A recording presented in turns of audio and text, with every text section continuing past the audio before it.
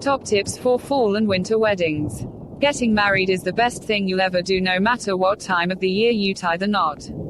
However, the date that you set is very important as it helps you decide on a theme for the big day. For instance, if you get married in the autumn or the fall, you can go for burnt oranges, golds, chocolates, yellows and reds.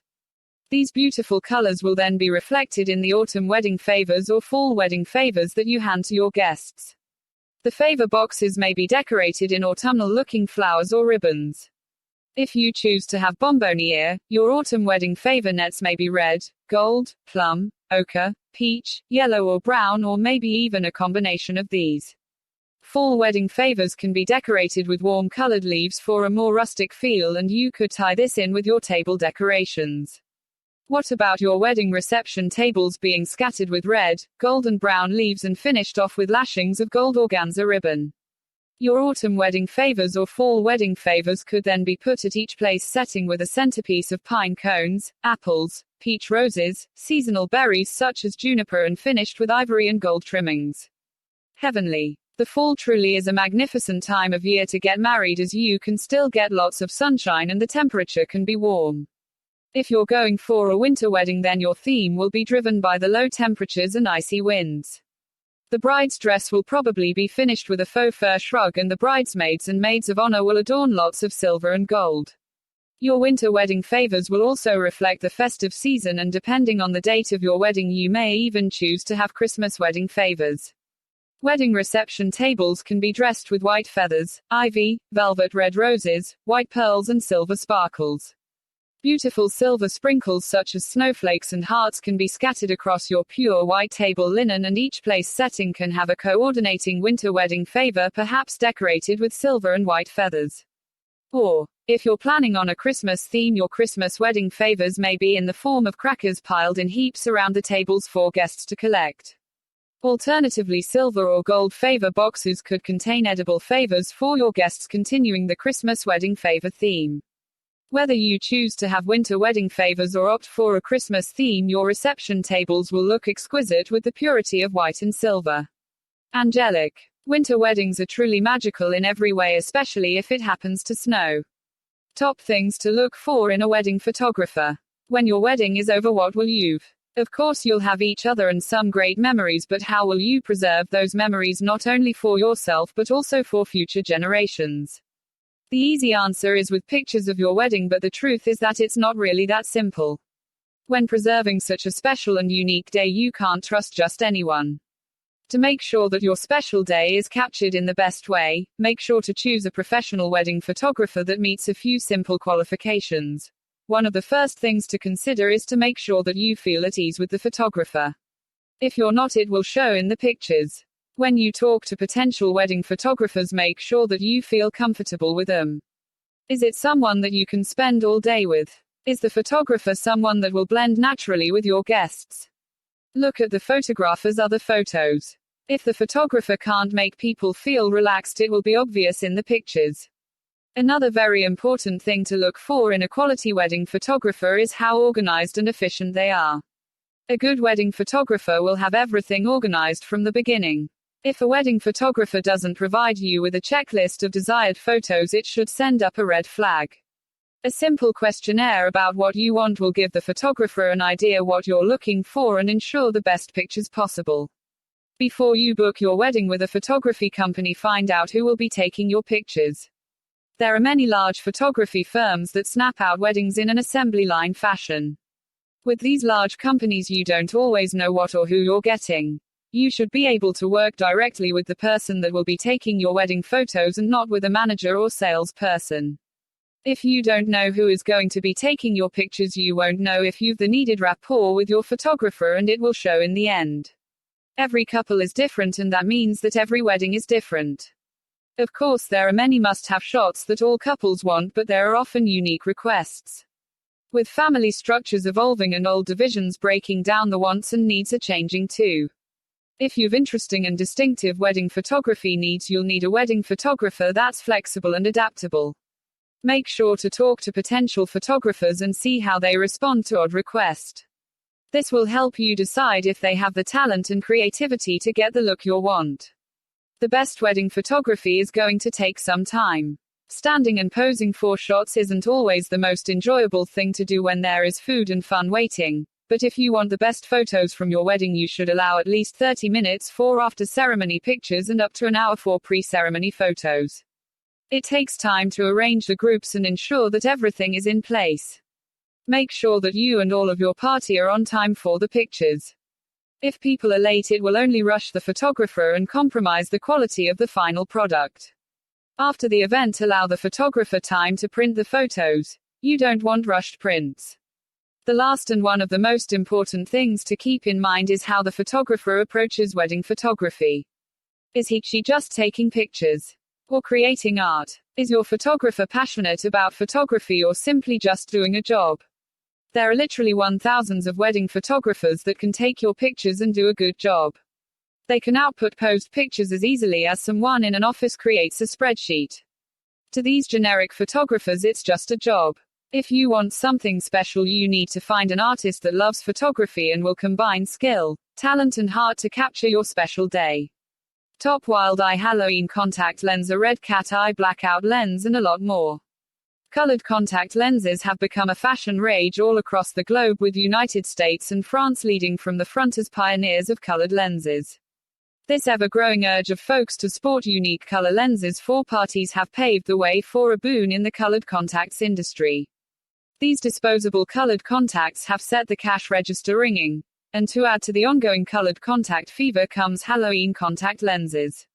Introduction of Halloween lenses have given impetus to the colored contact lens industry. These lenses could be rather termed as costume lenses that are in great demand for fun parties and themed dress parties. A wide variety of Halloween lenses makes your choice easier.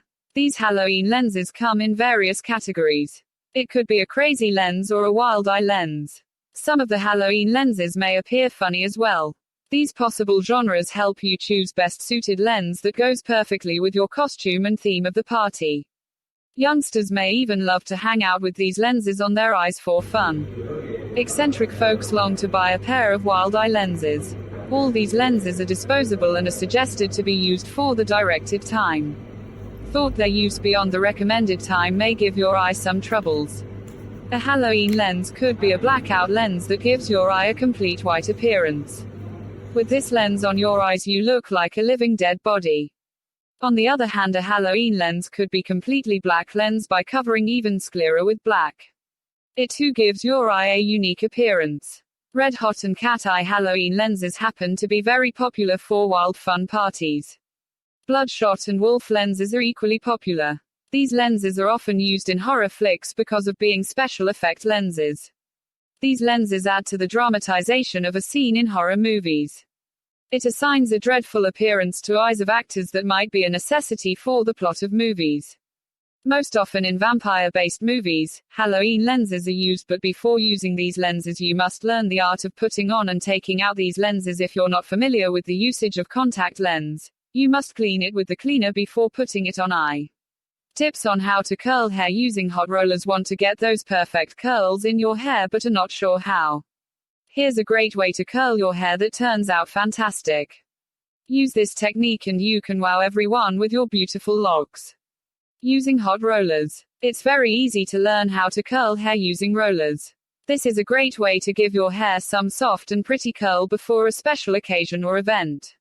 Maybe you've a special date coming up and you really want to impress that special guy. Here's the best way to do it. First, you'll plug in the hot rollers and wash your hair. That way the hot rollers can heat up while you're in the shower and they will be ready when you get out. You'll want to towel dry your hair a bit and then finish blow drying it. Smooth some volumizing mousse all through your hair from roots to the ends. This will give it that bouncy feel. Next, you'll part your hair down the middle. It's much easier to work with that way. Clip one side while you work on the other. You can separate your hair on the one side into several sections. A great tip on how to curl hair is to only put a small ribbon of hair into each roller. Too much hair will not allow the roller to curl the hair. You'll then start by placing the roller at the end of the strand of hair you want to roll. Wrap the very end of the hair around the roller and then roll the roller up the strand of hair. Clip the roller in place using the clips that come with the set. Continue with the rest of the hair on both sides. Here are a few tips on how to curl hair using hot rollers.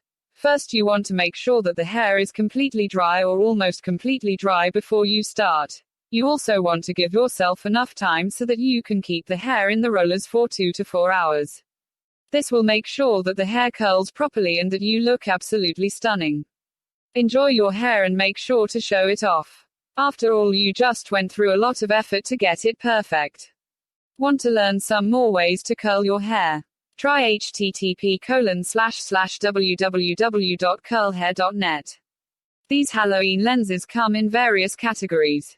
It could be a crazy lens or a wild eye lens. Some of the Halloween lenses may appear funny as well. These possible genres help you choose best suited lens that goes perfectly with your costume and theme of the party. Youngsters may even love to hang out with these lenses on their eyes for fun. Eccentric folks long to buy a pair of wild eye lenses. All these lenses are disposable and are suggested to be used for the directed time. Thought their use beyond the recommended time may give your eye some troubles. A Halloween lens could be a blackout lens that gives your eye a complete white appearance. With this lens on your eyes, you look like a living dead body. On the other hand, a Halloween lens could be completely black lens by covering even sclera with black. It too gives your eye a unique appearance. Red hot and cat eye Halloween lenses happen to be very popular for wild fun parties. Bloodshot and wolf lenses are equally popular. These lenses are often used in horror flicks because of being special effect lenses. These lenses add to the dramatization of a scene in horror movies. It assigns a dreadful appearance to eyes of actors that might be a necessity for the plot of movies. Most often in vampire-based movies, Halloween lenses are used, but before using these lenses you must learn the art of putting on and taking out these lenses. If you're not familiar with the usage of contact lens, you must clean it with the cleaner before putting it on eye. Tips on how to curl hair using hot rollers. Want to get those perfect curls in your hair but are not sure how? Here's a great way to curl your hair that turns out fantastic.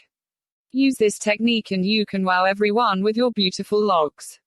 Using hot rollers. It's very easy to learn how to curl hair using rollers. This is a great way to give your hair some soft and pretty curl before a special occasion or event. Maybe you've a special date coming up and you really want to impress that special guy. Here's the best way to do it. First, you'll plug in the hot rollers and wash your hair. That way the hot rollers can heat up while you're in the shower and they will be ready when you get out. You'll want to towel dry your hair a bit and then finish blow drying it. Smooth some volumizing mousse all through your hair from roots to the ends. This will give it that bouncy feel. Next, you'll part your hair down the middle. It's much easier to work with that way. Clip one side while you work on the other. You can separate your hair on the one side into several sections. A great tip on how to curl hair is to only put a small ribbon of hair into each roller. Too much hair will not allow the roller to curl the hair. You'll then start by placing the roller at the end of the strand of hair you want to roll. Wrap the very end of the hair around the roller and then roll the roller up the strand of hair. Clip the roller in place using the clips that come with the set. Continue with the rest of the hair on both sides. Here are a few tips on how to curl hair using hot rollers. First, you want to make sure that the hair is completely dry or almost completely dry before you start. You also want to give yourself enough time so that you can keep the hair in the rollers for 2 to 4 hours. This will make sure that the hair curls properly and that you look absolutely stunning. Enjoy your hair and make sure to show it off. After all, you just went through a lot of effort to get it perfect. Want to learn some more ways to curl your hair? Try http://www.curlhair.net. Proclear lenses. Excellent for dry eyes. After a few hours of wearing contact lens, your eyes tend to dry up and you'll feel scratchy. This happens because contact lenses are foreign bodies lodged in your eyes, which is completely unacceptable to the body. The body, therefore, reacts to its presence by fighting the contacts with proteins and lipids, which builds protein deposits on the contacts, thereby creating friction and dryness. In other words, the user of the contacts finds himself caught in the battle between the body and the lenses like an innocent civilian in the middle of a battlefield. It's in order to circumvent this difficulty that Proclear lenses have stepped in.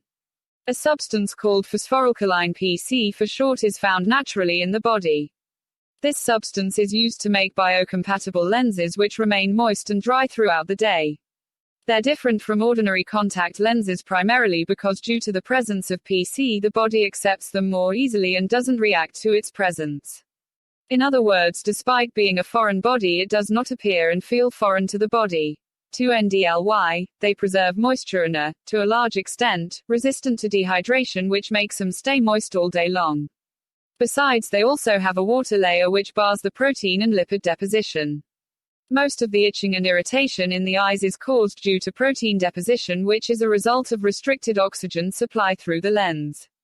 The preclear lenses disallow the deposition, thus facilitating the supply of oxygen. These lenses are an innovation in the field of contact lenses and have so far been found to work to the utmost satisfaction of the users.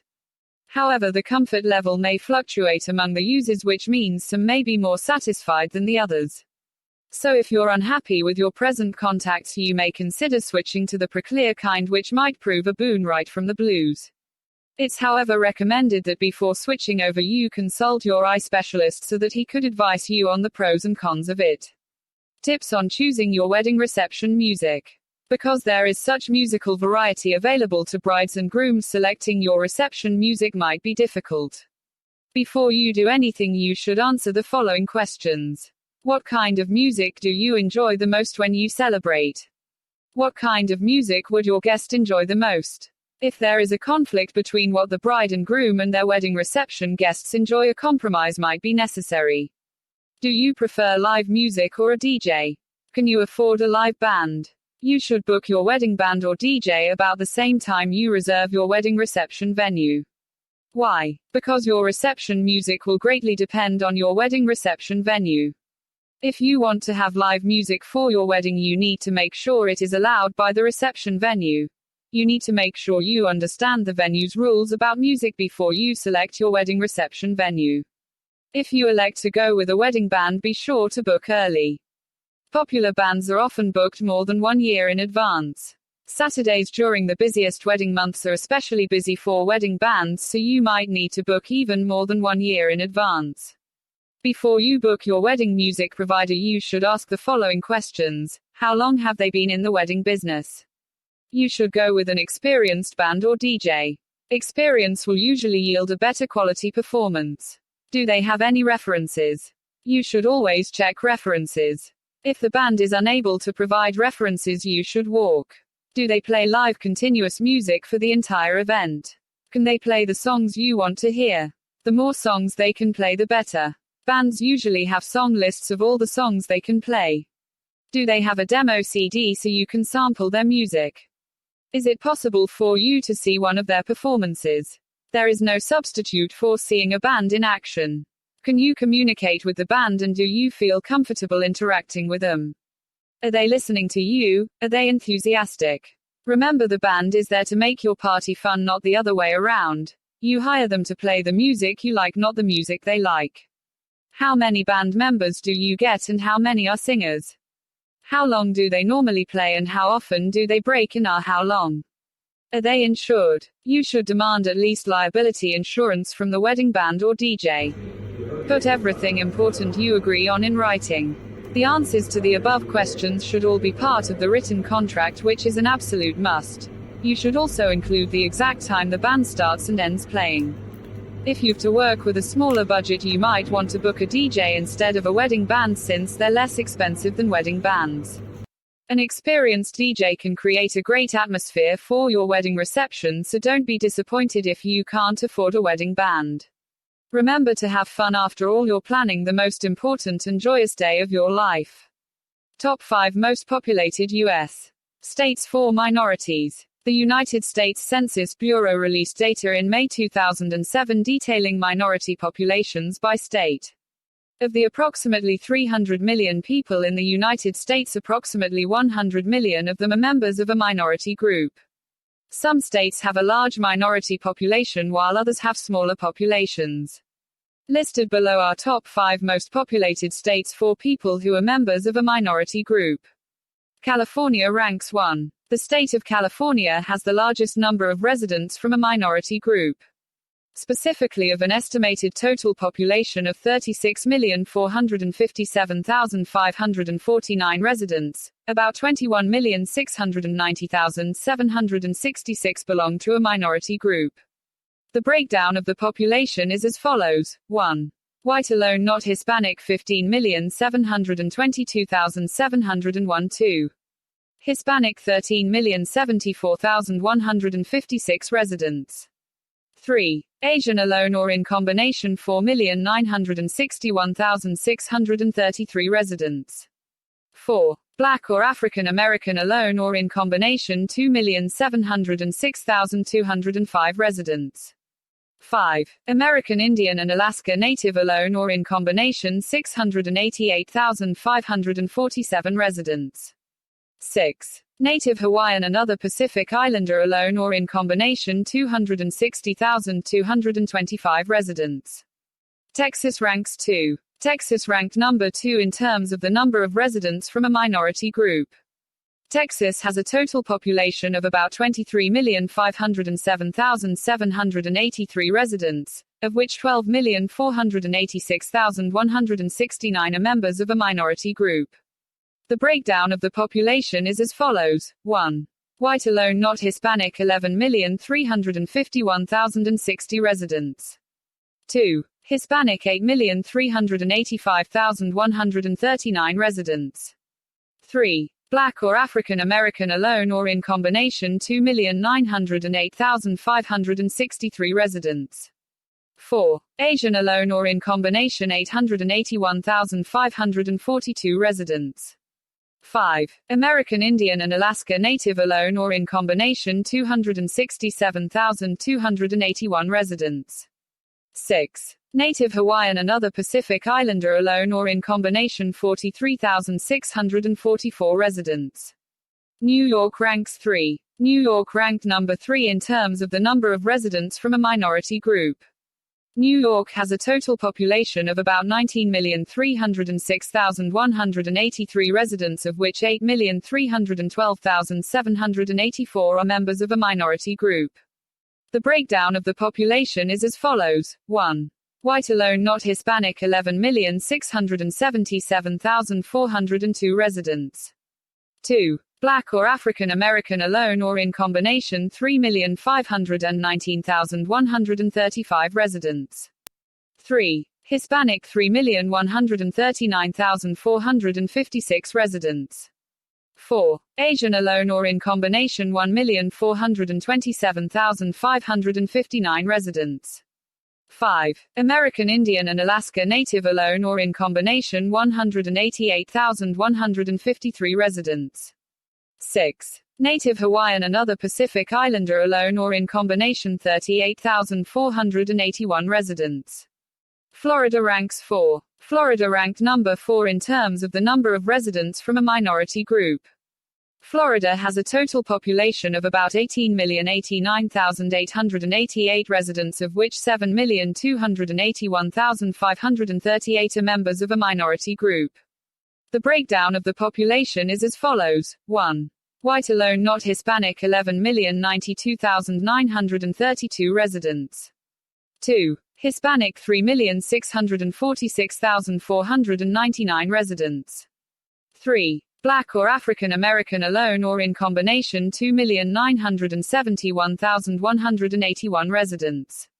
4. Asian alone or in combination 476,306 residents. 5. American Indian and Alaska Native alone or in combination 153,650 residents. 6. Native Hawaiian and other Pacific Islander alone or in combination 33,902 residents. Illinois ranks 5. Illinois ranked number 5 in terms of the number of residents from a minority group.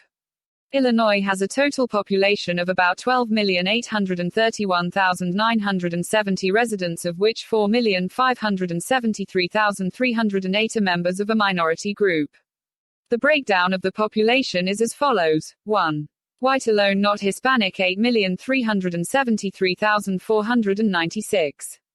2. Black or African American alone or in combination 1,997,141. 3. Hispanic 1,886,933 4. Asian alone or in combination 592,568. 5. American Indian and Alaska Native alone or in combination 81,642 6. Native Hawaiian and other Pacific Islander alone or in combination 15,024. For a detailed ranking of minority populations by state, visit the website of the United States Census Bureau. Tips and a great wedding portrait. Each and every important event that happens in a person's life should ideally be commemorated through portraits because pictures, as the saying goes, can convey more than 1,000 words. Through portraits you'll be able to remember just how it was that day, the people you were with and the relationships you had with them. Of all occasions, it's weddings though that has an absolute need to be memorialized in portraits. After all, for most people you only get married once, so the event is incomparably special. If you're about to be married, do have a wedding portrait made of yourself, the more the merrier. And if you're worried about what you should do and consider when it comes to wedding portraits, here are a few tips. A wedding portrait done in real time could take a few hours or even days to be made, depending on the want and skill of an artist. If you prefer to have your wedding portrait done in this fashion, you may be forced to do so after the wedding already. On the other hand, you could also try considering having your wedding portrait based on photos taken of the occasion. This could be more practical, albeit less romantic, as you would have a lot of poses to choose from. Ideally, a wedding portrait contains only the figures of the bride and the groom. But remember, this is your wedding, so it's what you two want that counts. If you feel that you prefer a wedding portrait done of the whole family, then by all means do so. If you opt to have your wedding portrait done with your family and/or friends, keep in mind that it would probably be best if you just have a photo of the whole group taken, then give this to the artist. Last but certainly not the least, it's time to think about poses and settings. After all, these factors have great influence on how a portrait turns out. Naturally, if you're willing to have your wedding portrait based on photos, you would have a wider selection of photos to choose from and more freedom when it comes to the settings. A bride could have her picture taken just before she leaves her home, as she steps out of the car, and so on. The two lovebirds may also opt to have the moment they release the doves crystallized for eternity. On the other hand, if you decide to have your wedding portrait done at the studio, you'll be able to determine which pose for the two of you is better. Just remember, it's your special day and you need a special portrait to remember it by. Tips on selecting the right kinds of overalls. Overall uniforms have become quite indispensable in several workplaces today. There are workers who are wearing overall uniforms for the better part of their days, and hence the overalls are becoming an integral part of their lives. You, as the employer of the business, must make sure that the overall uniform milliseconds you're providing your workers are meeting with all the things they're looking out for in them: convenience, utility, and style. Basically speaking, overalls are very simple designs. The bib overalls, which are certainly the most popular among them, are also the simplest. Typically, they contain loose pants that are suspended with two strips of cloth over the shoulders, just like suspenders on those old-fashioned trousers. They have a cloth piece attached to their fronts in order to protect the abdomen of the workers. This is the basic design of the bib overalls, but of course, there can be many variations of them. When you're buying overall uniforms for your workers, there are some very important things that you need to bear in mind. The following is a list. Your workers will be wearing overall uniforms almost throughout the day. That's the reason you've to make these as comfortable for them as you can. The one thing you should consider most important is the size. Make sure the bib overalls are at bigger than their waist size, because this is where the maximum tension provided by the overalls will be. You must measure the waist size of your workers. Then you must add 1 inch to this waist size if the person is of slender build, or add 2 inches if the person is of stocky build. This is important because the overalls will come over the other garments of the uniform. So they need to be bigger. The utility of the overall uniform milliseconds is also very important. Overall uniforms increase in utility by the addition of pockets. Check out how many pockets will be suitable for your workers' uniform milliseconds. The trouser will have 2 side pockets and 1 back pocket, but you can add a pocket on the bib portion and even make tool holder pockets on the sides of the pants. You'll need to see if it is better for you to invest in protective overall uniform milliseconds. If your work environment entails fire hazards, then it will be best for you to go for some of the flame-resistant overalls. There are some very good flame-resistant overall Uni 4 milliseconds available today that use high-quality Endura fibers to keep even the flames of welding temperatures away.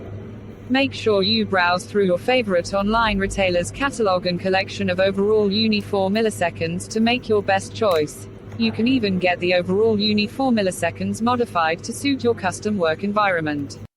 Get them in your corporate colors, or better still, get your company logo identifiable on them. Your favorite online retailer can even make recommendations to get the best fit just for you. Tips on how to give best man speeches. Best man speeches are a very important part of a wedding. The best man usually gives a toast at the start of the reception to honor the bride and the groom. Many best men stress out a great deal about writing the toast, while others simply rely on their instincts and speak from the heart on the day of the wedding. In either approach, best man speeches are often difficult to compose, which is why many best men find the situation to be so stressful. This article will provide tips for giving a memorable toast at a wedding. First of all, best man speeches should be written a few weeks before the wedding day. This is important because best men who wait until the last minute may be stressed and may have difficulty writing anything. Planning ahead gives the best man time to write the speech and rewrite or edit it as needed. Best man speeches should avoid embarrassing anecdotes. Although these stories are popular fodder for television and movies, most wedding toasts don't include stories of debauchery or earlier transgressions. Inclusion of crude or vulgar references in a wedding toast is considered to be in bad taste because it may be offensive to those in attendance. Weddings are usually attended by older relatives of both the bride and the groom. These relatives will not likely appreciate this type of humor. Similarly, best man speeches should not include inside jokes which will not be understood by the majority of guests at the wedding. Although these little jokes may be quite funny to the couple, the best man and a few guests, most guests will likely not understand the joke. This can create an awkward situation because the guests will not know why a few guests are laughing so uproariously. Keeping best man speeches short and simple is also recommended. Many best men make the mistake of thinking the toast has to be long, but this isn't true.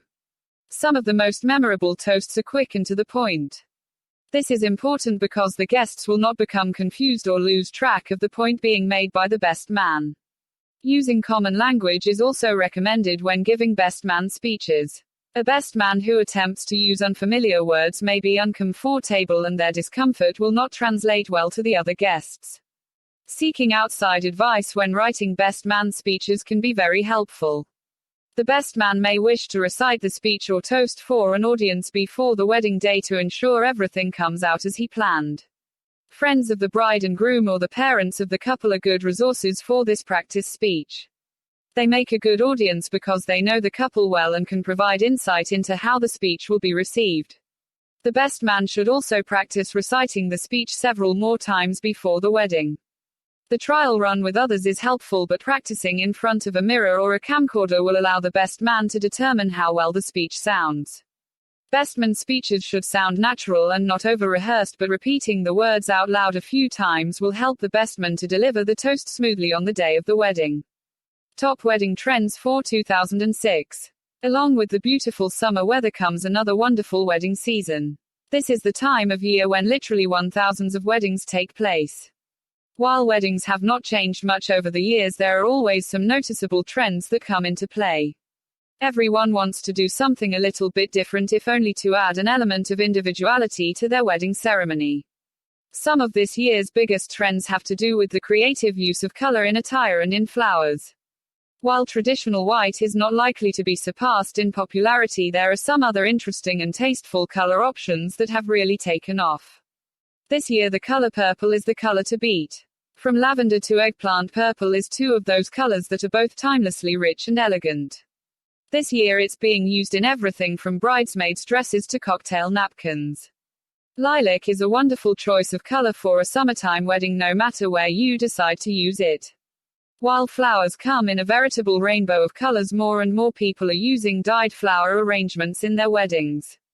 More often than not, this is done to accentuate the choices of color used in the clothing of those in the wedding party. Some of the most popular wedding flowers for 2006 include gardenias, lilies, orchids and daisies. Another popular trend we have noted is the use of wild flowers that have a fresh-cut look. As far as wedding cakes are concerned, we are starting to see a lot of people trying to tie their cake style into the theme of their wedding. For instance, a springtime wedding cake might be topped off with edible flower petals. We are also starting to see many couples straying away from the traditional bride and groom cake toppers and opting instead for monogrammed letters or sugar sculptures. The average cake size continues to be in the 4 to 5 tier range. Regarding the actual wedding ceremony, we have witnessed an increasing number of couples exchange vows while facing their guests. More and more couples are also writing their own vows. We are seeing more children directly involved in the wedding too. While every couple wants their special day to be unique and memorable, these are just some of the ways in which couples are personalizing their wedding ceremonies in 2006. Tips on choosing your wedding invitations. This is your big day and you want everything to be absolutely perfect, so the invitation is the best way to send the right impression to your guests. You want to show the theme of your wedding as well as give important details, so there's a lot to consider. Setting the tone. If you're a fun-loving person, then there's no need to pick a stodgy old wedding invitation. And why would you? You want to show your guests the real you, and that includes both soon-to-be spouses as well as what they can expect for the events of the afternoon or evening. Decide with your fiancé or fiancée what the overall theme of the wedding will be. If you're stumped on that, perhaps you can choose more than one idea and figure out invitations for each. A lot of couples will actually choose a theme from the invitation rather than the other way around. Not only are the pictures or illustrations on the invitation a way to show guests the colors and the atmosphere, but the wording can be a sign as well. By choosing casual phrases like May 28th instead of the 28th of May in the year of our Lord, you can signal to the recipient that your reception and ceremony may be a little less formal. Buying or making. Of course, you may have looked in various bridal magazines or at print shops for wedding ideas, but this doesn't necessarily mean that you've to purchase them. A lot of couples decide that they want to make their own and add another personal touch to their wedding affair. But for the busy couple, having your invitations made to order is the best course of action. By looking at samples and choosing the wording that you would like, the invitations will be personalized. Even the envelopes can be printed for your convenience, so all you've to do is buy stamps and find the nearest mailbox.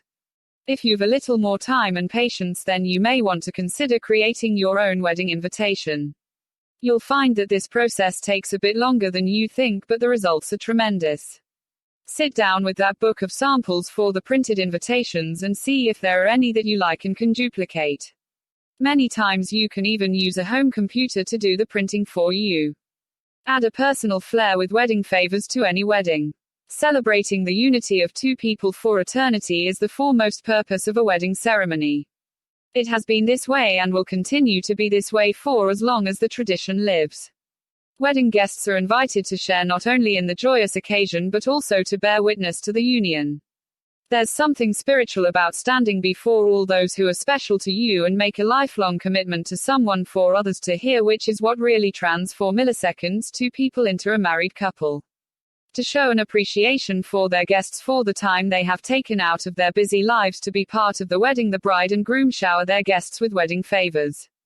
These wedding gifts or wedding favors have been the tradition to thank the wedding guests for their thoughtfulness, their gifts, and help in any way given to the couple in making the wedding a special occasion.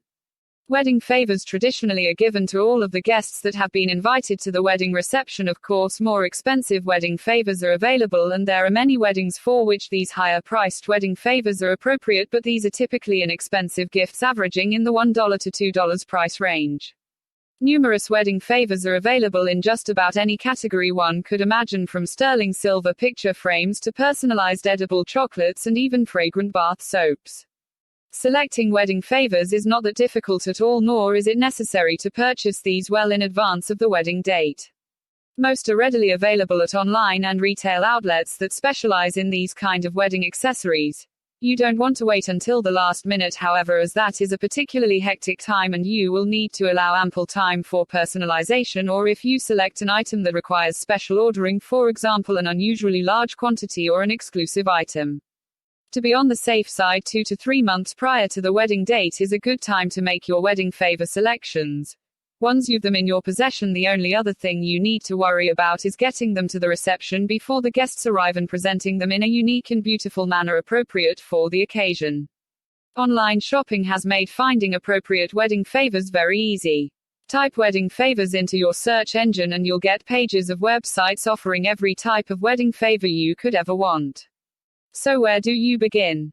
It's definitely a good idea to consult your budget worksheet first so you know the price range to focus on. From there, think about what makes you and your partner unique. Do you both love golf? Are you wine connoisseurs? What about a theme? If your wedding has one, there's sure to be a favor to complement that theme. Do you want the favor to be the placeholder? If so, select one that allows you to write the person's name and table number. Creating your own wedding favors is another option and can end up being the most unique wedding favor of all, and one that your guests are sure to treasure. Wedding favors most suited to the occasion are the ones that reflect your personal style and personality. So select something that you personally enjoy and that your guests will appreciate and remember your wedding and you for a long time to come. All about wedding rings. You get to the altar and you say your I do's, and it's time for the best man to present the wedding rings. He pats his top pockets, then his bottom pockets, and you stare at him, getting worried that maybe he has forgotten or lost the most important part of your wedding, the rings. But they're there in his inside pocket and he passes them over to you, and a look of relief washes over your face. Wedding rings are the be-all and end-all to any wedding. They're usually just plain gold bands, and it's the engagement ring that has the diamonds. But some men like to spoil a woman and get her a wedding ring encrusted with diamonds. Like they say, diamonds are a girl's best friend. The wedding rings are usually put on the fingers at the end of the vows, and then there's the famous kiss the bride moment. The wedding bands symbolize unity and a constant circle. They are you and your partner together through everything, thick and thin, sickness and health, and everything else that a married couple in love will go through together. But it means that although there may be rocky or bubbly parts, you'll still be together to the end and the circle will continue. Some mothers pass their wedding rings down to their daughters as a symbol of love and friendship, not when they're married, of course, but when their husband passes away and they're left widowed. Wedding rings are usually bought from a jeweler, but they can be purchased second-hand or even on the internet. Yes, the internet does sell everything these days. The most important part of the wedding is saying I do, then slipping that ring onto the person that you love finger, knowing that you'll spend the rest of your life loving them and cherishing them. No day is more special than your wedding day. All you need to know about Chinese zodiac symbols.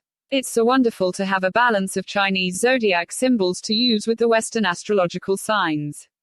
It is interesting to study the different horoscopes with respect to birth dates and times and find that each of the Chinese zodiac symbols is as close to being correct personality indicators as the Western symbols signs are. It's also interesting to consider how the symbols extend to being used in something other than telling one's future luck personality. My favorite delight with Chinese zodiac symbols, for instance, is playing a game called Mahjong Garden at http://pogo.com. Each set won or completed yields a reward of one of the Chinese zodiac symbols anthropomorphized and spiritualized. Alright, let me make one thing clear. There are 12 individual tile arrangements that you play. Each arrangement is in the design of one of the Chinese zodiac symbols. At the successful matching of all tiles on the board, an animated scroll appears, opens and reveals one of the animals holding an object that represents a phenomenon or human spiritual characteristic. Here are the Chinese zodiac symbols and their gift as they appear on Pogo. First game, rat is the design and the rat brings the gift of charm or jade representing perfection. Second game, ox is the design and the ox brings the gift of optimism or apples, representing education. Third game, tiger is the design and the tiger brings the gift of understanding. Fourth game, rabbit is the design and the rabbit brings the gift of humility or oranges, representing good fortune. Fifth game, dragon is the design and the dragon brings the gift of energy or a green box symbolizing harmony. Sixth game, snake is the design and the snake brings the gift of intellect. Seventh game, horse is the design and the horse brings the gift of popularity or cheer. Eighth game, ram is the design and the ram brings the gift of love or the arts. Ninth game, monkey is the design and the monkey brings the gift of energy. 10th game, poultry is the design and the rooster brings the gift of pride or a gold box representing strength. 11th game, dog is the design and the dog brings the gift of noodles representing long life. 12th game, boar is the design and the boar brings the gift of sincerity. And with that completed set, you get a whole scroll opening across the screen that has all of the Chinese zodiac symbols, all the animals. Now if we could only embody all of the characteristics of the Chinese zodiac. An introduction to wedding cakes. A wedding is one of the sweetest moments in one's life, and to complement the great occasion it's only natural to serve sweets. Cakes, like sweets, are an integral part of a Western wedding. Once the wedding ceremony is over, the traditional wedding cake is served to the guests. For this, even the knife, the container and the table are decorated beautifully. The wedding cake should go well with the wedding. The taste and style of the couple is clearly reflected in the design, shape and decoration of the wedding cake. There are some prerequisites to choosing the most suitable wedding cake. The proposed budget is the prime factor. After deciding the budget, a good baker, caterer or expert chef should be selected. The correct selection of the wedding cake remains a stiff challenge due to the wide range of options available regarding flavors, colors and decorations for the cake. Usually the wedding cake is massive in size and multi-layered or tiered. It should complement the wedding dress, the place of reception, the weather conditions, etc.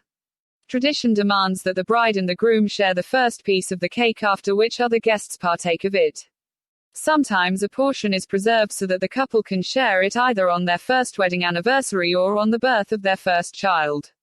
The wedding cake can be made in various flavors and colors. Some opt for the traditional ones while others prefer new designs and tastes too. A single flavor can be used, but it would be nice if it could cater to the different tastes of the guests. To achieve this, each layer can have a different flavor. The topping or the icing can also be done in many ways, the traditional being the white cream icing. Even the shape is undergoing changes and miniature cakes are becoming a common sight. Some of the preferred flavors are cheesecakes, mousse-filled cakes, chocolate, orange mud and fruit cakes. Fillings can be picked from the list of chocolate, coconut, custard, almond, vanilla, etc. At the top of the cake, the figures of the bride and the groom can be seen. The cake can be decorated using many colors or design themes. The basic idea or tradition of the wedding cake is to make the occasion memorable, to be cherished by the couple as well as their friends and loved ones. The tradition of serving cakes is laudable as it symbolizes the sweetness, prosperity, fertility and love fostered through marriage. A few of the effects of population growth on the environment. The population of the world is slowly increasing. As this happens, we need to take great caution in making sure we don't harm the environment. If we don't be careful, then it could lead to disastrous effects for us and nature. As cities grow larger and larger, the natural land around them is being turned into homes and office buildings. We need to set up more parks inside cities to allow for the large amount of urbanization. These parks help to beautify the city while helping to preserve our environment. As we build these homes and cities, we are using more and more lumber and other natural resources for the buildings. We need to limit how much quarrying is allowed in one area, and they need to be replanted instead of left bare. If you've ever seen the aftermath of a quarry, you would understand how it is a scar to the earth. When we use the trees in a rainforest or any forest, we should replant at least the same amount of trees that we took out of it. Birds, squirrels and other animals use these forests to survive and gather food. Without this natural habitat, they will slowly begin to die off. Also, alternative power sources should be researched and used more heavily.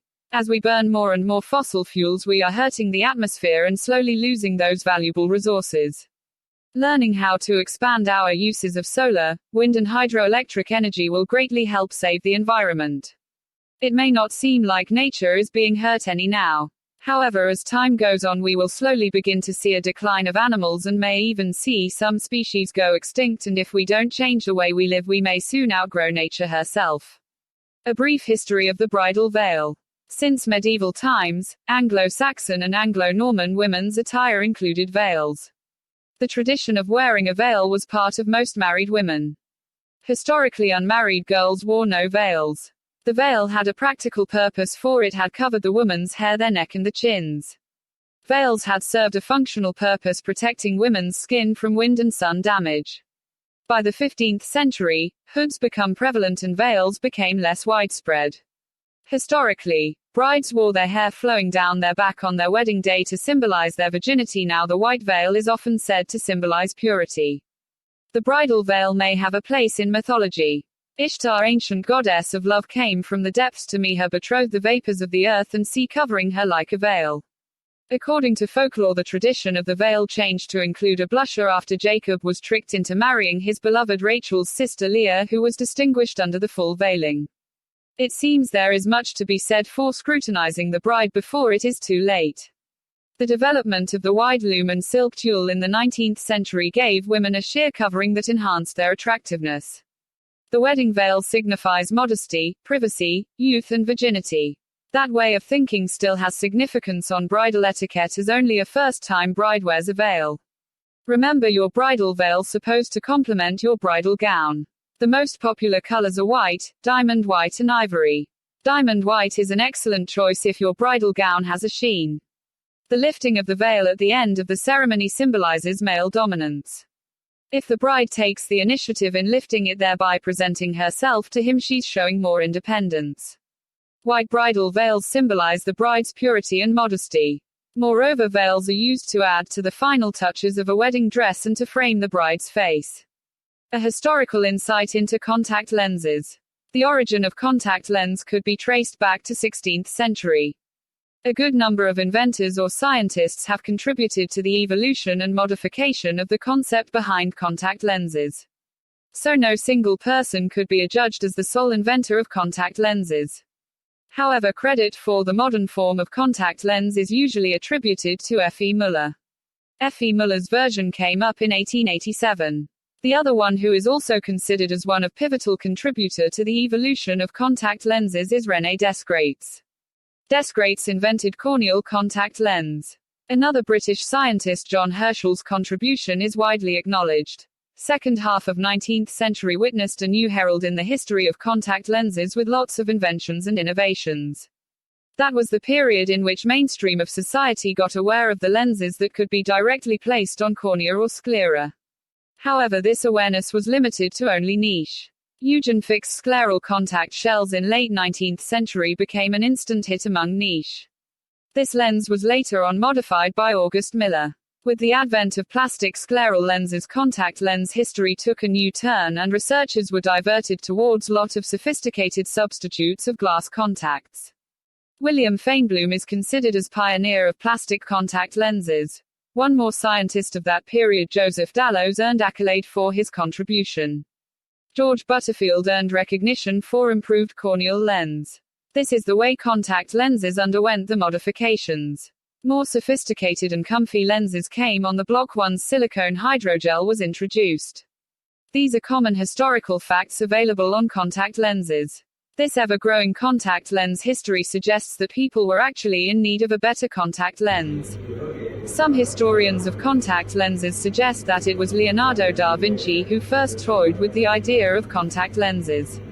Even now, innovations haven't stopped and new models of contact lenses keep coming up.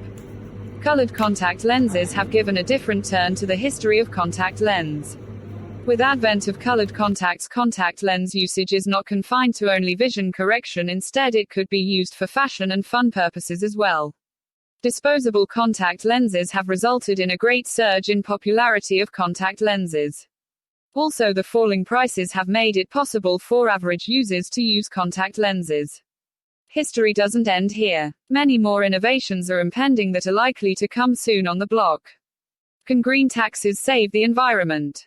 The UK government is looking to impose even more taxes on the working population. But there are not just taxes to create revenue, they're so-called green taxes that save the environment as well. They're intended to change our behavior and the way that we live to make us less wasteful and conserve scarce resources for generations to come. We are consuming the planet's resources at an unsustainable rate, and this article will look at 3 of the proposed taxes to see if it will change anything. Green tax number 1. To try and persuade us to drive less, the government has increased petrol prices by 1.5 pence per litre. Not much, you might say, but it makes our petrol even more expensive, and we already pay one of the highest rates in Europe. It will now cost you up to 50 pence more when you go to the petrol station to fill your tank up. Will this make you drive less? I think not. Therefore, is this a green tax or just a plain and simple money-making tax? Every extra penny per litre adds millions of pounds to the government's income per year. Green tax number 2. Air passenger duty is due to rise from 5 to 10. Even on short-haul flights, this is not going to make much difference. Are you not going to go on holiday or visit friends by air because it costs you an extra £5 or more? Again, I think not.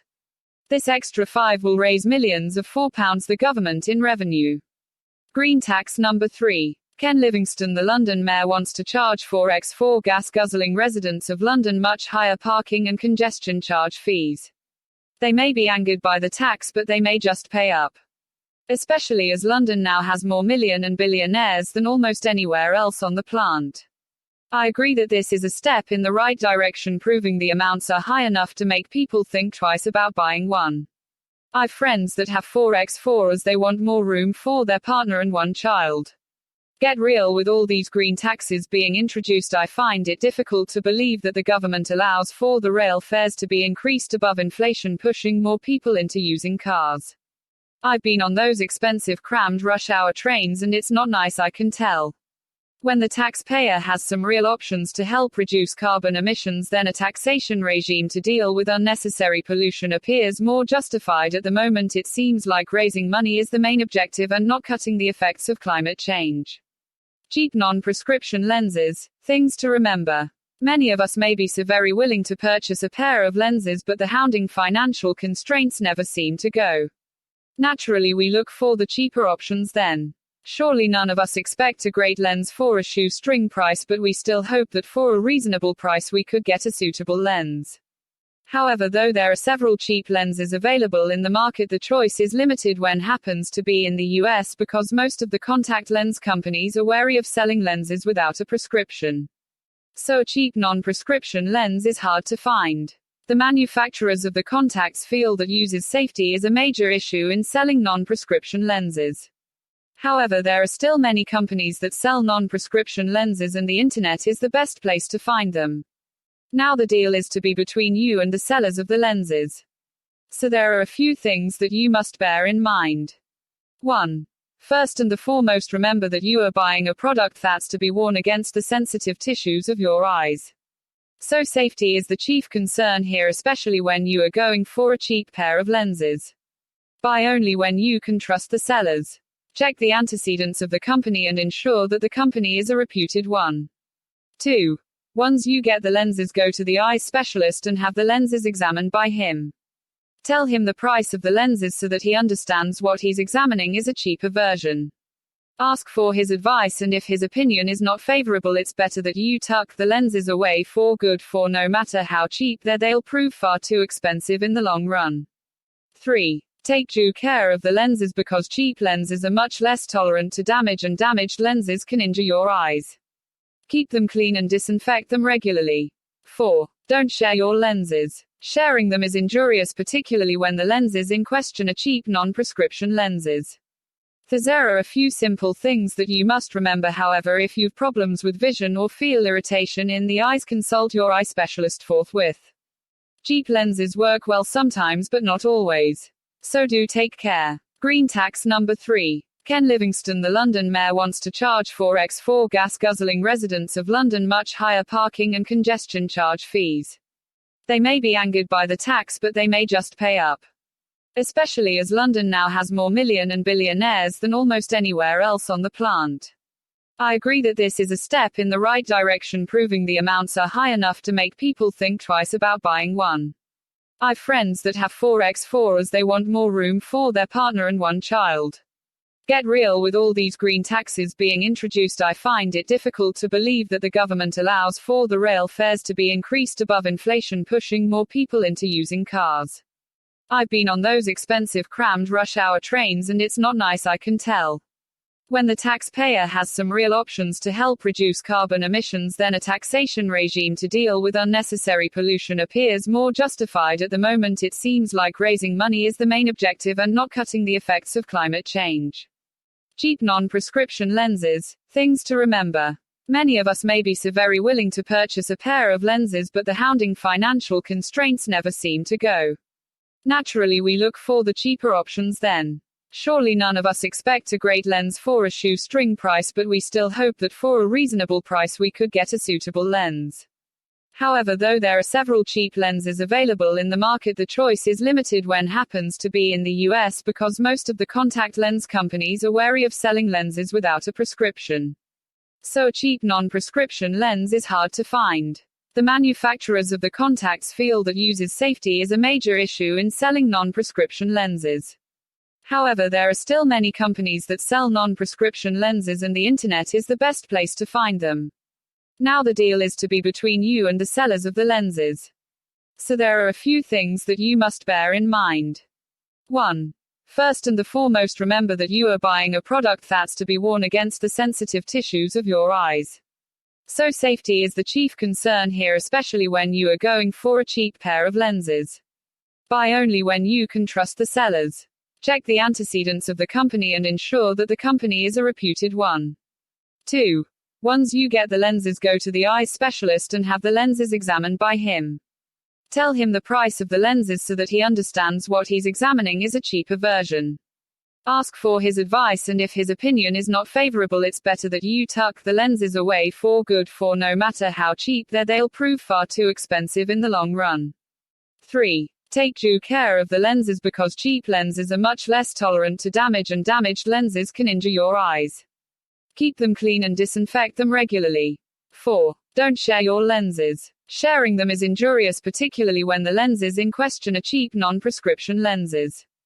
There are a few simple things that you must remember. However, if you've problems with vision or feel irritation in the eyes, consult your eye specialist forthwith. Cheap lenses work well sometimes, but not always. So do take care. Contact lenses and giant papillary conjunctivitis. Wearing contact lenses is such a pleasant and comfortable experience that only a few of us want to hear any bad news about any serious side effects of using the contacts over an extended period of time. For the most part, wearing contacts is virtually harmless. But if you've been careless about cleaning and disinfecting your lenses, it's high time you pay attention to it, because protein deposits on the contacts can cause giant papillary conjunctivitis (GPS). GPS is an allergic reaction to either the chemical of the contact lens or the cleaning solution used. So not only should you clean and disinfect regularly, but should also be careful about the kind of solution being used to clean your lens. Those who are thinking of going for contacts must make sure that the material of which the lenses are made suits them. Giant papillary conjunctivitis causes white lumps or giant papillae on the inside of the upper eyelids and may cause extensive scarring, barring you from using the contacts any further. Changing the contacts or the solution, whichever is the guilty party, may bring some relief, but you'll still need to stop wearing your lenses. In such cases, the best way is to find out if you're fit for LASIK and if you'll go for it. However, it's not to say that a person affected by GPC is prohibited from wearing contacts for life, but certain precautions have to be taken to avoid recurrence. Contacts with low water content work for limited use coupled with strict lens hygiene. The first of may also consider switching to the gas-permeable variety, which lessens the chances of the GPC. There are a few stabilizing agents that may also be helpful in checking inflammation. GPC is definitely a serious affliction and may create some very real problems for the contacts users. Prevention is the best cure in this case too. It's important that you clean and disinfect the lens properly besides changing it frequently, because protein deposits can be cleaned only to a certain extent, which means the more often you change your lenses, the lesser the chances of your suffering from the GPC. So just be a little careful and the contacts will stay with you for life without trouble. Dental scrubs make your professional presence felt. When it comes time to purchase new dental scrubs, finding something unique to you is important, but the necessity for following clinic regulations is a must. While there are many styles, cuts and designs of medical scrubs, dental scrubs offer something special for the dental office and the surrounding environment. When choosing dental scrubs, choosing appropriate attire is not difficult. In fact, there's the opportunity to bring out a piece of your own personality into the fray. Solid scrubs as well as printed scrubs are popular and are frequently used for dental scrubs. When you prepare to do some shopping, perhaps looking for some new dental scrubs, consider why the scrubs are needed in the first place. Knowing what you need to protect and what your dental clinic requires are the first steps in finding perfect scrubs for your workplace. How do dental scrubs differ from regular medical scrubs? The truth of the matter is that just about any medical scrubs can be utilized for dental procedures. However, dental procedures performed by the dentist and the hygienist are significantly different in nature than experienced in a hospital. The scrubs may be the same, but the dental scrubs are often a specialized style appropriate for the dental environment. Dental scrub jackets are utilized more often in the dental environment.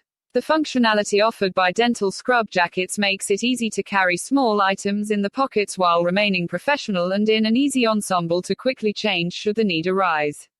Dental scrub jackets offer you the opportunity to look good while having a virtual tool at your fingertips. Another popular piece of medical apparel is the dental scrub overalls. Dental scrubs are snazzy and fine, but dental scrub overalls are a great way to get total coverage from a single piece of medical apparel. These are easy to wear and offer flexibility in a dental environment.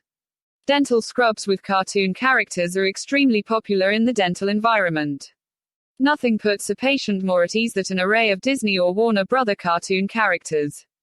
Cartoon characters are great for the young and the young at heart. When you start looking for dental scrubs, consider adding prints. Nothing is more popular than a fashionable print scrubs in your choice of varying print designs.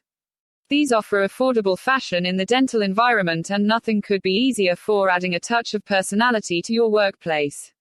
Of course, one of the most simplistic types of medical scrubs popular with dental professionals is those budget scrubs available in a multitude of colors and sizes. Budget scrubs save money while offering professional protection for both the patient and the dental professional. When you're ready to purchase your own dental scrubs, you'll find a copious number of options available to you. Depending on your workplace environment, you may find your choices are actually broader than many other medical professions. Looking good while saving money means you get the best wardrobe for your workplace without spending an arm and a leg. Crazy colored contact lenses. Colored contact lenses have become the order of the day. This fashion rage has almost captured imagination of almost all Americans. Nobody wants to remain out of this fashion trend that has become highly personalized with growing genres of colored contact lenses. A new genre of colored contact lenses have received incredible acceptance from youth. These are crazy contact lenses that you can don in fun parties or wild parties. Market of this crazy colored contact lenses is growing every day. These fun lenses happen to be disposable in nature. Crazy lenses too come in various genres. It could be a scary colored contact lens or a funny contact lens. Eccentric youngsters are madly in love for these crazy fun lenses across America. They would simply love to wear these scary lenses for playing pranks on their friends, or they may wear lenses to possess a distinct eye color. Most often these crazy lenses happen to be special effect lenses or Halloween lenses. These lenses are offered in a wide range to make you choose the perfect one for yourself as per your need. The lens could be a blackout lens that would make even your eyeball white and give you very dreadful appearance. In crazy parties you may find folks wearing such lens. This lens happens to be a regular part of Hollywood horror flicks. The other possible crazy contact happens to a scleral black colored contact. It makes your eyes completely black, including your sclera. So these lenses could be scaring yet endearing at the same time. You can have a collection of these lenses to be used for various occasions. Crazy lenses may suit your unconventional themed dress parties. Contact lenses that happen to be based on eyes of wild creatures are craziest of all crazy contacts and are most sought after by youngsters. So folks, give these lenses a try. I'm sure you would have fun with these lenses on your eyes. To buy these lenses you don't even need to go to nearby optician. Manufacturers are offering amazing contacts offers online. All the more the pair would be delivered to your place without any charge. Green living and your neighborhood. Green living is no longer a vague term known only by environmentalists. One of the ways we know that an important social trend has hit the big time is when major consumer providers adopt the term. Just about every major influencer in our society, from Walmart to national broadcasting networks, are using the term to promote products and attract audiences. Green living is a welcome lifestyle that individuals, families and companies are choosing to ensure that the things they do and the products they use have as little an impact on the environment as possible. One of the best ways that you can build this thinking into your lifestyle is to live in a community that subscribes to green living. If you're among the population of people who live a green lifestyle as a member of a rural community, you're in a good position. I would suggest, however, that you think about ways you can support a lifestyle movement that seeks to protect rural areas of our country like your community by making the more urban areas more livable, sustainable and green. This movement is here and it's strong and it's called New Urbanism. New urbanism is a movement affecting areas where most of us live, including those in the suburbs and city centers. One of the key threats to our beautiful rural areas and farming communities is the spread of urban development. New urbanism seeks to contain that spread by encouraging the development of communities that can accommodate more people. I'm not talking about increased high-rises and ugly housing complexes. I'm referring to the development of lovely and affordable urban houses, townhomes and condos, apartments that reflect the beautiful architecture and unique detail of those neighborhoods that were created in America before World War II. New urbanism neighborhoods are found in newly built developments and renovated communities both in the suburbs and older city centers. This new mindset has taken almost 20 years to take root in our national psyche. It's at its essence a straightforward fundamental focus on changing where we live to improve our quality of life. We are tired of choosing or rating successful neighborhoods based on the largeness of the yard or house. Life is much more than that. In the new urbanism mindset, quality of life is defined by how our environments affect our emotions and our ability to live a life according to sustainable, healthy values and core life priorities. New urbanists believe that if we can develop more communities that make it easy to enjoy green living, working and socializing right in our own neighborhood, we can make a positive impact on our environments. Benefits of new urbanism communities. New urbanism will contribute to less vehicular pollution by making it easier for people to find employment close to where they live or to establish their own businesses at or close to home. New urbanism communities, because of their location near or close to population centers, have the technological and business resources to support entrepreneurs and a wide range of businesses. Communities that subscribe to new urbanism principles attract residents who want to live a green lifestyle, so it will make it easier for you or your family to adopt green lifestyle practices. The green belts surrounding your city or suburban area will be better protected if new urbanism communities in your region thrive, since new urbanism encourages home buyers and renters to choose existing urban centers over new developments on large lots in shrinking rural regions. New urbanism provides the structure needed to influence the largest percentage of our populations in North America and around the world. Contacts Guide: How to use crazy contact lenses. Occasionally we all like to get weird and practice the shock and awe on our near and dear ones. Remember the days when as a child you would get behind the curtain and wait for mom to walk by, and the moment she did you would spring out, you shriek loud and your palm turned into claws with your fingers curled in. It would leave her startled and you would thoroughly enjoy that shocked look on her face. That was fun. In those days contact lenses were not so frequently used to enhance the shock effect, neither were we allowed to use them as kids. Well, kids are still not supposed to use them, but with the advent of newer technology, groundbreaking innovations have taken place, adding altogether new chapters to the evolutionary history of contact lenses. Contact lenses thus have stepped beyond their conventional role of vision correction and have become part of fashion and style. Crazy contact lenses, as they have now come to be known, as fall under that category. The only difference being that they are not there to change the look to look better, but to appear a little too different and at times plainly scary. These lenses are zero-power lenses and are normally available in two varieties: monthly lenses and standard lenses. The monthly ones can be worn over a period of 1 month or 30 time on and off. The standard lenses, on the other hand, can be worn for as long as 18 months on and off. These crazy ones have to be used with care and caution. Avoid makeup sprays and perfumes in order to avoid damage to the lenses, for they might sustain damage without your realizing, which can be harmful for your eyes in the long run. Being zero-powered lenses, they're sometimes shared by the people in much the same way as sunglasses are. Don't do it, because they're very different from sunglasses due to their proximity with the living tissues of the eye. Sharing lenses could cause infection. So avoid. Prior to handling them, wash your hands properly and always clean and disinfect the lenses with the prescribed solution only. Make sure that you use the solution manufactured by an approved and reputable company. Since these lenses are not used every day, they must be stored carefully. When it's time to discard them, do dispense with them even if you've worn them only a few times. The desire to derive value for money in such cases is quite dangerous. After all, eyes are precious. Right. Do you the net life? Online social networks, whether private or business, are constantly in the news these days. So is 6 degrees of separation the hypothesis that anyone on Earth can be connected to any other with no more than 5 intermediaries. The hypothesis was first proposed in 1929 by the Hungarian writer Karoly Frigyes in a short story called Chains.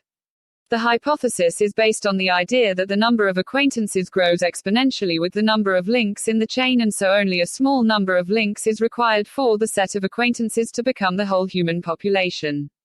It gained credence after the 1967 Small World experiment by social psychologist Stanley Milgram, which suggested that 2 random U.S. citizens were indeed connected on average by a chain of 6 acquaintances.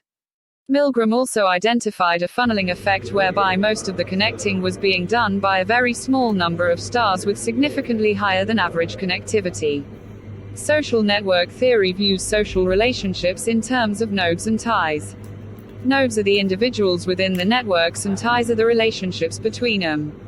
According to research carried out by Russell Hill University of Durham and Robin Dunbar University of Liverpool, social network size in contemporary Western society, based on the exchange of Christmas cards, is averaged a maximum of 153.5 with a mean network size of 124.9.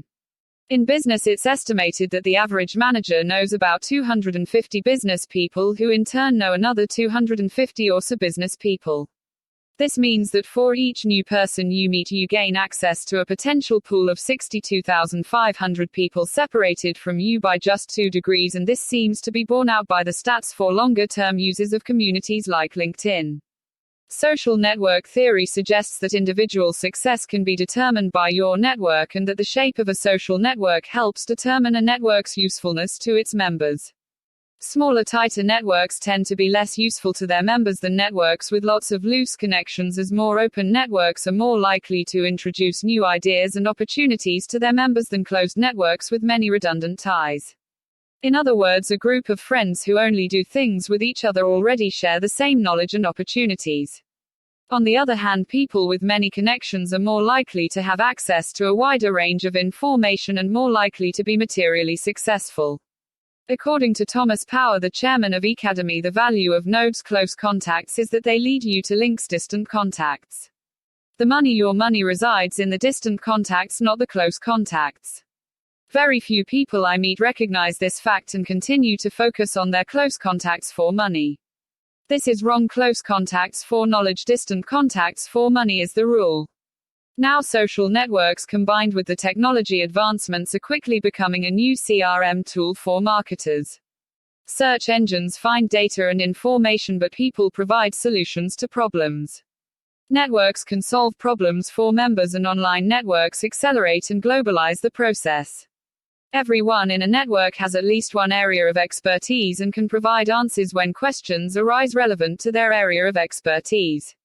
We all know that getting the right answer quickly isn't easy, but when your network includes hundreds of people who will answer questions within the network, your ability to get questions answered quickly multiplies exponentially. For marketers, the power of the pure membership numbers for communities like MySpace, 113 million members, or YouTube, just bought by Google for $1.65 billion, is another attraction, as the viral buzz can make an overnight success of your product or service. Now it's going even further. Multiplayer online games are evolving, and communities like Second Life, 380,000 members, have Emaged, where you can become involved in an online society within a 3D world where users can explore, build, socialize, and participate in their own economy. Who will launch the first MPOG community aimed purely at business people? General tips for seeking the paranormal from professional ghost hunters. There has been an enormous upsurge in the interest of paranormal phenomena in recent years. There have been many causes speculated, from the weakening of the base of traditional Western Judeo-Christian spirituality to a reaction to the mobility of American society manifest as a longing to commune with long-dead ancestors. While the psychologists and sociologists continue to debate the issue, the popularity of so-called ghost hunting continues to rise. For those who believe in such paranormal phenomena and are seeking to strike out on their own, consider this advice from top ghost hunters. First, be sure to receive training from qualified ghost hunters before striking out on your own. According to professional ghost hunters, those who attempt to make contact with spirits without being reasonably prepared are at a risk to incur damage, either physically or more likely psychologically. While some ghost hunters argue over whether or not spirits can physically harm humans, there's a strong consensus that an encounter for one who is not psychologically ready can leave lasting mental and emotional scars. Most physical injury is caused by amateur ghost hunters fleeing the scene in the dark and running into or tripping over unseen obstacles.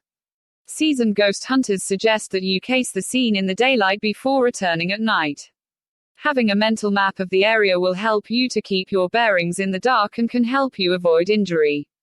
Ghost hunters say that knowing the lay of the land is also helpful in case the situation becomes uncomfortable and you feel the need to quickly retreat. Being certain of the path out of the encounter area can lead to a feeling of greater control over the situation and can reduce the feelings of fear and panic that can occur. Keep your mind open and discover the darkness. Stereotypes. A Jew is a person whose mother is Jewish, although various streams of Judaism dispute this statement and designate that Jewish patrimony can be acquired through the father as well. Jews are not a race but a diverse mix of diverse races, nationalities and cultures.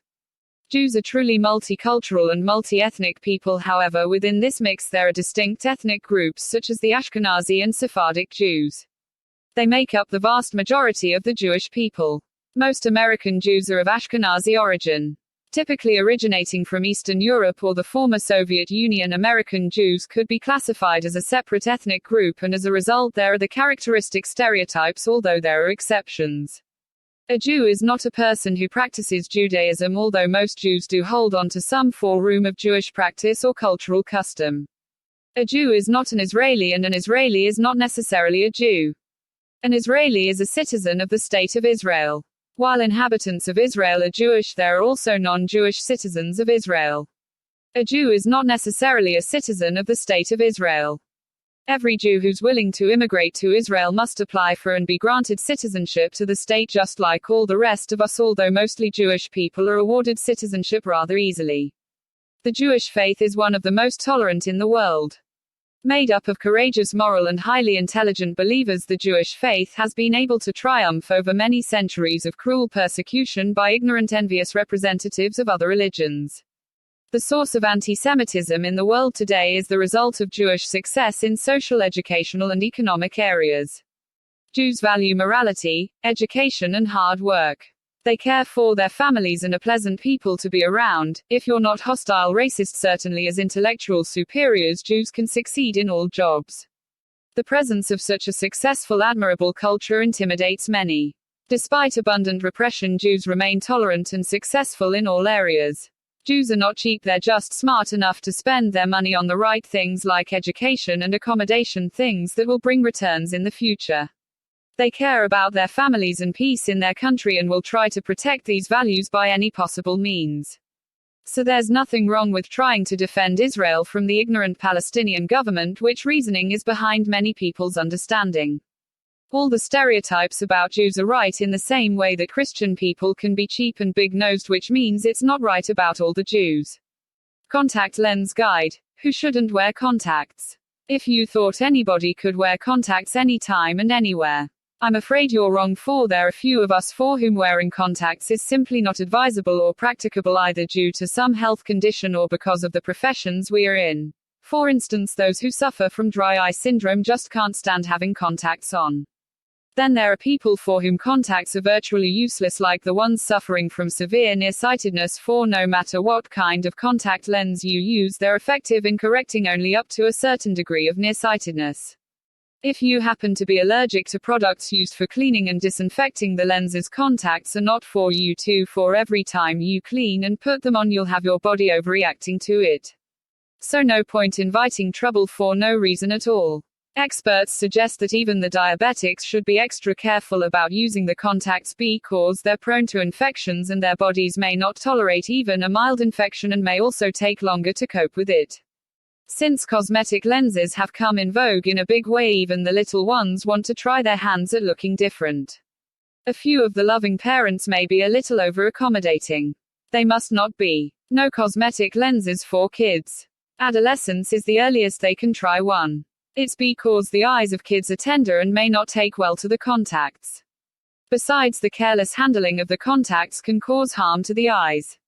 There are certain professions that make the use of contact lenses impracticable and potentially harmful. For instance, if you happen to be a chemical engineer and are involved in direct handling of the chemicals, you must avoid wearing contact lenses because chemical fumes can harm the lens, which is obviously harmful for the wearer's eye. Therefore, before you walk down the optician's door to buy a pair of contacts, make sure you're not among those who are advised by the experts to stay clear of the contacts, for all they can do to you is harm. Condoms as the predominant choice of contraceptives. In the past several years, almost all countries around the world have been bogged by a variety of problems and challenges arising from rapidly rising population rates. With the growing population comes several other related problems like high unemployment rate, reduction of opportunities, overcrowding, and eventually poverty. Almost all nations, especially those in the third world, have rushed to adopt several programs for distributing contraceptives. Many sexually active couples prefer the use of condoms as contraceptives. That is because the rubber latex items are considered the most inexpensive and easily accessible birth control tool. Many couples are also choosing to use birth control pills, but in the recent times it has been established that regular intake of such medications may lead to noticeable and adverse side effects on the part of the women. Ligation and vasectomy are also options, but not too many people are comfortable and are willing to undergo surgical operations for the simple sake of being able to forego contraceptives. With the use of condoms, it has been noted that there's no side effects on both partners. The item also makes sexual intercourse safe and possible regardless of time and venue. Through the years, there have been various issues being tagged with the use of condoms as contraceptives. There are several organizations around the world that have been openly opposing the use of contraceptives for birth control, not just condoms. These groups particularly are staunchly opposing the use of contraceptives for birth control. In fact, these groups oppose any form of birth control because its officials claim that it's always beneficial for people to procreate further. Are condoms as contraceptives effective in curtailing and preventing pregnancies? The answer is a resounding yes. Although there are cases when condoms fail to prevent the fertilization of egg cells and sperm cells. According to standard scientific studies about this form of contraceptives, there are about 2% of condom users who experience pregnancy yearly. The use of condoms as contraceptives also take effect with regards to the awareness and knowledge of the users. People who use the contraceptives but inappropriately are at risk of still having pregnancies.